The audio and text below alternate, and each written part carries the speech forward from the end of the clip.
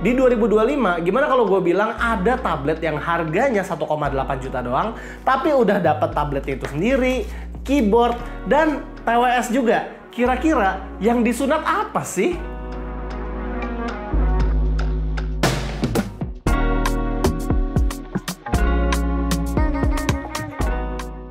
Kalau dilihat dari desain tabletnya, bagian belakangnya sih surface-nya lumayan oke ya, mirip-mirip dengan Redmi Pad SE atau beberapa tab lain yang harganya memang di range 1 juta sampai 2 jutaan.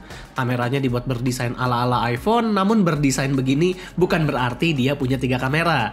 Yang satu ini adalah flash, dan yang satu lagi hanya pajangan, yang dimana kameranya nanti kita akan bahas lebih lanjut. USB-C-nya ada di bagian atas, yang berarti ada di bagian kiri saat dijadikan landscape.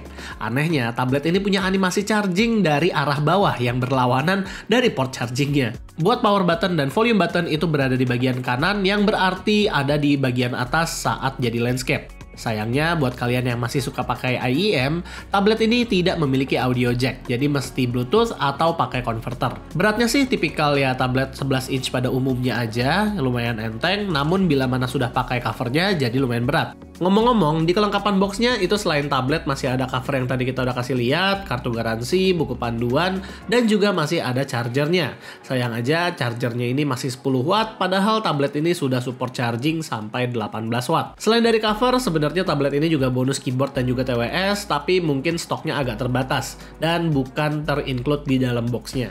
Seperti yang kita bilang tadi, tablet ini berukuran 11 inch dengan resolusi 2K 90Hz dan panel IPS yang warnanya lumayan banget buat tablet di harga segini. Android-nya udah yang versi 15 tanpa ada OS macem-macem. UI-nya juga cukup cakep buat sebuah tablet murah ya. Yang kita kurang demen itu paling pas ngelihat quick settingnya aja, dimana kelihatan kayak ini bukan kayak UI untuk tablet. Icon Wi-Fi-nya terlalu panjang dan icon brightness dan volumenya itu jaraknya terlalu jauh.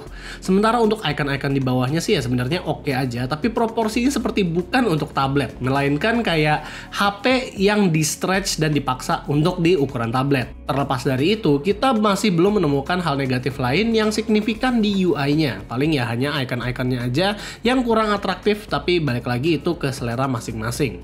Di angka 1,8 jutaan, tablet ini hampir bisa dibilang punya spek yang paling ideal. Bayangin aja, di harga segini udah dapat layar 2K 90Hz yang tadi kita udah bahas, RAM-nya ya oke lah masih 4GB karena ini di bawah 2 juta, storage udah 128GB UFS, baterainya 7000 mAh, speaker ada 4, bahkan di harga segini tabletnya udah 4G LTE, bukan Wi-Fi doang.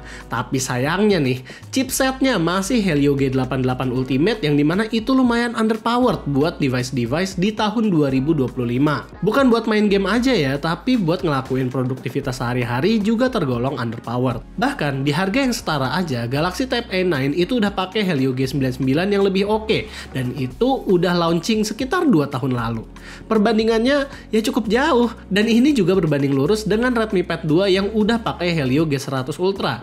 Kalau buat main game, jujur sebenarnya game-game juga selektif banget yang bisa running di tablet ini. Uma Musume Pretty Derby sih masih dapat 28 FPS-an, tapi ada sedikit stuttering, dan kalau Honkai Star Rail itu cuma dapat sekitar 14 FPS aja.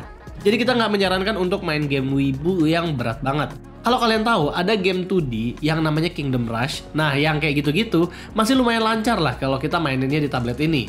Nah, kalau kalian doyan dengan game retro, sebenarnya emulator PPSSPP juga masih lancar sih. Game-game kayak Monster Hunter, Need for Speed, bahkan sampai God of War aja itu masih bisa kok di tablet ini.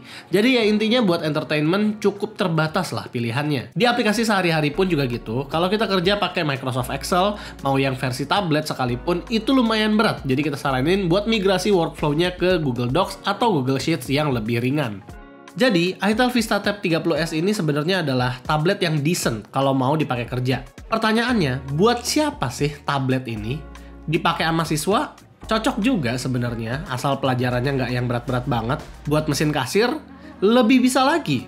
Malah kalau kita bilang efisiensinya itu lumayan bagus untuk sebuah mesin kasir yang memang kerjaannya cuma standby aja. Tapi kalau dipakai buat mesin kasir doang, keyboard dan TWS-nya jadi mubazir nggak sih? Balik lagi ke pemakaian kalian.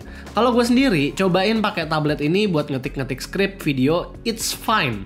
Nggak selemot yang gue kira. Hanya aja, kalau udah 3 aplikasi misalnya, kayak Spotify, OneNote, dan Gmail dipakai berbarengan, itu lemotnya lumayan kerasa. berasa. Dan tablet ini juga surprisingly punya PC mode loh, ala-ala Samsung DeX gitu. Cuman ya not bad lah, di harga segini ada PC mode-nya. Quick setting ada di kanan bawah, dan shortcut-shortcut yang biasa kita pakai di Windows itu ada. Emoji pun ada. Sejujurnya puas banget dengan tablet yang ready kerja di harga 1,8 juta. Bahkan dengan PC mode-nya. Paling ya fitur-fitur pelengkap macam Windows Snapping itu nggak ada. Dan ya beberapa fitur lain lah itu kekat. Tapi cukup oke sih. Nah gua yang biasanya kerja di PC atau laptop yang harus pakai tas yang berat-berat itu takjub loh pas tahu bahwa ada setup yang bisa muat di tas kecil macam ini. Dan membuat ini bisa menjadi setup dadakan kalau tiba-tiba ada kerjaan. Terakhir, battery life dari tablet ini juga lumayan panjang, bisa dipakai buat seharian produktivitas, bahkan bisa dipakai sampai 2 hari. Lalu tablet ini juga dilengkapi dengan 2 kamera, satu ada di bagian belakang untuk foto-foto, dan satu lagi ada di bagian depan, posisinya itu ada di tengah saat landscape, dan berguna untuk webcam, buat video call atau conference call pas lagi PC mode. Lucunya, bagian depan ini, yang kamera depannya ini, dia itu posisinya lumayan lucu, karena standnya itu tidak bisa di-adjust. Angle-nya itu seperti ini. Kalau misalnya lagi kita pakai stand-nya. Lucu nggak? Kalau misalnya kita mau posisi yang benar harus pakai tangan gitu, harus dipegangin. Dan kalau misalnya buat resolusi sih sama-sama 8 megapiksel ya. Buat di harga segini gue nggak minta terlalu banyak, tapi UI-nya itu terlalu simple. Kalau misalnya kalian lihat UI-nya itu agak aneh dan kelihatan kayak third party app yang bikinnya agak ngasal-ngasalan gitu. Di harga 1,8 sampai 2 jutaan sebenarnya ada beberapa pilihan tablet lain selain Itel VistaTab 30S ini. Yang pertama, kalau kalian suka Samsung sebenarnya ada Galaxy Tab A9 yang dia itu storage-nya memang masih 64GB tapi dia udah pakai Helio G99. Walaupun ini masih yang WiFi ya. Kalau mau yang LTE itu harganya di 2 juta.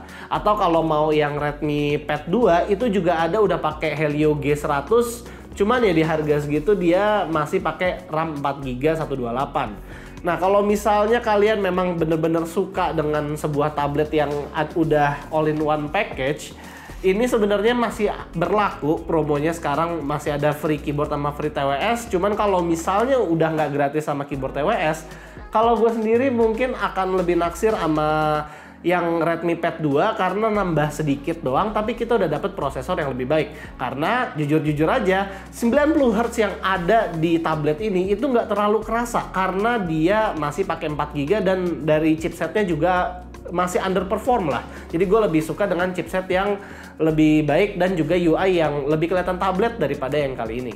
Nah jadi paling itu aja sih sebenarnya pendapat kita dari ketiga tablet yang tadi kita sebutin. Kira-kira yang paling worth it menurut kalian yang mana sih?